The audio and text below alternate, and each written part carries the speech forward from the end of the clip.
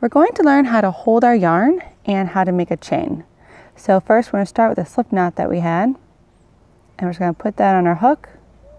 You're going to pull your yarn ends and cinch it around your hook, leave it nice and loose, and then we'll go ahead and hold our yarn. I'm going to show you how I hold my yarn, but there is no right or wrong way of holding your yarn. I've taught dozens and dozens of people, and probably only about a handful of them hold it the way that I do. So just for demonstration, I'm going to show you how I do it, and then over time you might find your own way, and that's okay.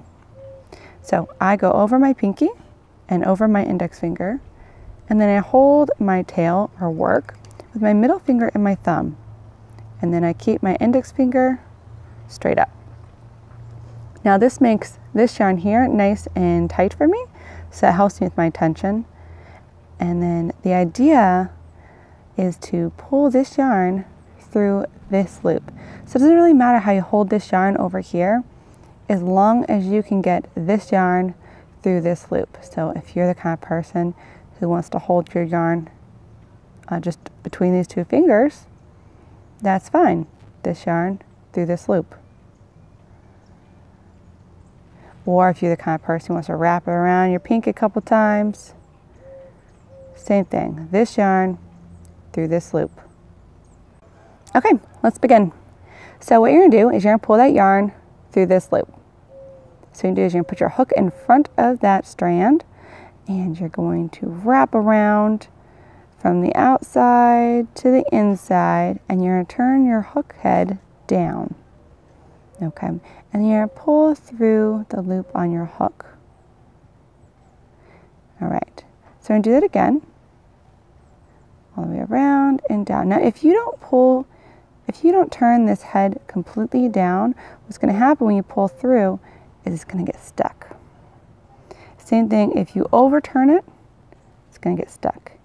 It really has to be in that sweet spot. You've got to have it just right to go through that teardrop shape right there. And you learn it over time, you just got to practice. So go ahead, hook goes in front, around the outside, to the inside, and then through that teardrop shape, like so. Now a couple of troubleshooting issues you might run into is your loop is too loose. So this is your loose hand. This hand makes everything loose. So if you pull too much, loose, loose, loose.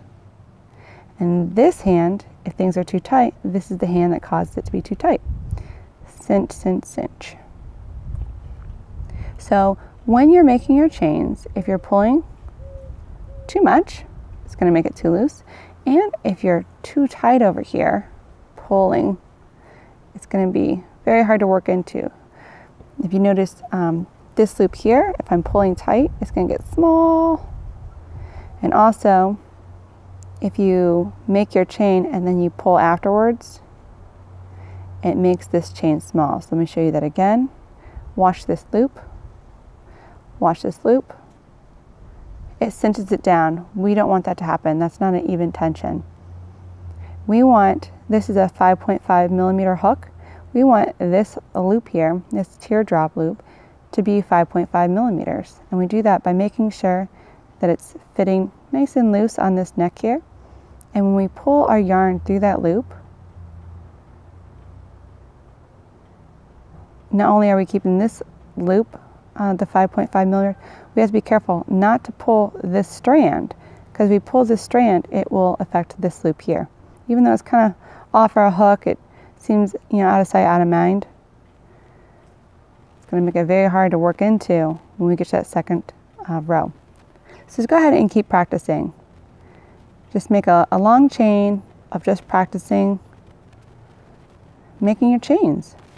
So hook in front, yarn over, pull through the loop, and try to keep it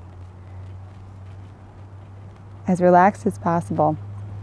Now anytime you're learning a new skill, you're going to be tense, your hands are going to be tight, and this hand is really going to want to pull a lot. So you might find that in the beginning your tension is very tight, and if you find you can't pull this loop through the loop on the hook, it's because this hand is pulling too tight.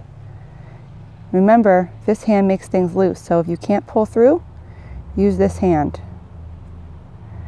to make it looser.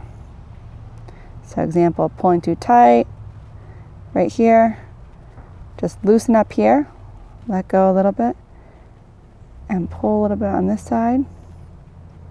And as you can see, our loop here is growing, growing, growing. There you are. Be sure that you are moving your middle finger and your thumb up because it gives you more control. If you continue chaining and you're not moving it up, this can get really hard to work. As you can see, it's very floppy now. It's really out of your control. So be sure that you are moving your fingers all the way up. I mean, all the way up to that knot is fine. And I'm holding it right on top, and that's okay. So just keep moving it up. So as you see, I use this hand to kind of pull up, and as you're working, just keep moving up.